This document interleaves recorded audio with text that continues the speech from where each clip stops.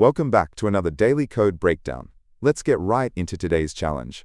Today we are looking at a problem called longest subsequence with non-zero bitwise XOR. Before we start, if anything gets confusing as we go, please drop your questions down in the comments. I read them all and will definitely reply to help you out. Okay, so here is what the problem looks like on the site. As always, let's break down exactly what it's asking for, step by step. We are handed a list of integers. Let's look at a really simple example list containing the numbers 1, 2, and 3. Our mission is to find the longest possible subsequence. Remember, a subsequence is just what you get if you delete some numbers from the list, or maybe delete nothing at all, while keeping the rest in their original order. The catch is that when we take all the numbers in that subsequence and combine them using a bitwise XOR operation, the final result cannot be 0. Let's stick with our example list of 1, 2, and 3. The very first thing we should try is just using the entire list. If we XOR 1, 2, and 3 together, the result is actually exactly 0. Because the total is 0, the full list is an invalid answer. We need to find a smaller subsequence. What if we try deleting just a single element? Let's try tossing out the number 1. We are left with 2 and 3. If we XOR 2 and 3, we get 1. Since 1 is not 0, this is a valid subsequence. And because we only removed one item, its length is 2. The official editorial calls this approach a classification discussion. Basically, we can solve this problem instantly by looking at 3 simple scenarios. First, let's look at the big picture. We should calculate the XOR value of every single number in our starting list. We will call this our total XOR story. Scenario A is the easiest. What if we calculate that total XOR and it's already a non-zero number? If the total is not 0, we are done.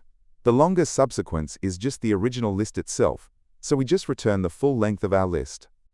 Scenario B is slightly trickier. What if the total XOR of our list is exactly 0? Within that scenario, what if our list only contains zeros? If you only have zeros to work with, no matter how many you combine together, the XOR will always be 0. So there is absolutely no valid subsequence. We just return 0. Now for the final and most interesting case. The total $XOR is 0. But our list has at least one number in it that isn't a 0. Let's call that non-zero number, AX. Here is the math trick. Imagine splitting that total XOR into 2 pieces. One piece is that single non-zero number. The second piece is the combined XOR of literally everything else left in the list. Because we know the total is 0, if we XOR our single number with everything else, the result has to be 0. Here is a key property of the XOR operation. If combining 2 things gives you 0, those 2 things must be exactly identical. Applying that rule to our situation, our non-zero number must have the exact same value as the combined total of everything else. And here is the light bulb moment. We already know our single number is not 0. Therefore, the combination of everything else also cannot be 0.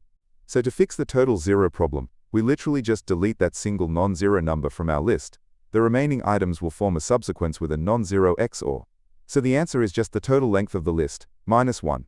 Quick heads up. We will look at the Python code first to trace the logic, but I have the full code for Java, C++, and JavaScript at the end of the video. Here is the full Python solution. Let's break down exactly what it's doing in small chunks. First, we set up our variables. We get the total count of numbers. We set a starting total of 0, and we create a flag that assumes our list is entirely made of zeros until we prove otherwise.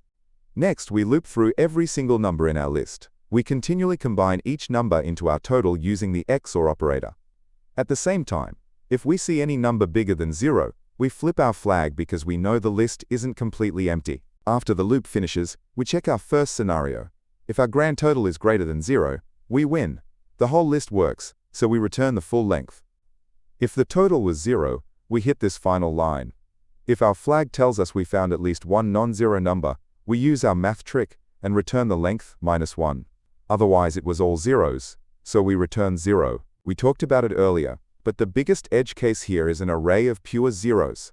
Our code handles this gracefully because our Boolean flag will stay true, forcing the final line to return a big fat 0. Because we only need to loop through the list of numbers exactly one single time, our time complexity is a very fast big O of n, where n is the size of our list. We only created a couple of simple variables to keep track of our total and our flag. Because we don't build any new lists or structures, our memory footprint is constant or order 1.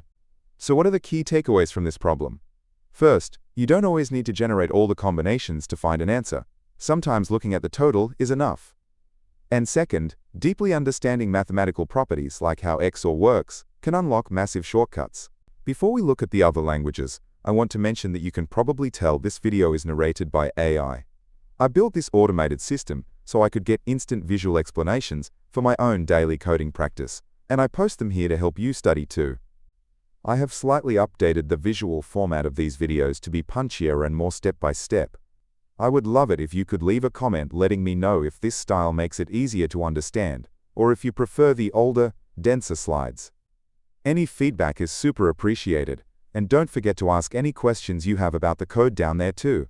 Also, if you want to test out the code without typing it all out, you can go to the leetcodeunlock.com link in the description.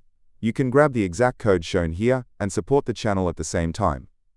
Let's look at those other languages now. Alright, as promised, here are the full solutions for Java, C++, and JavaScript. Here is the complete implementation for Java developers. Next up, here is how you would write this approach in C++. And finally, here is the clean, working solution in JavaScript.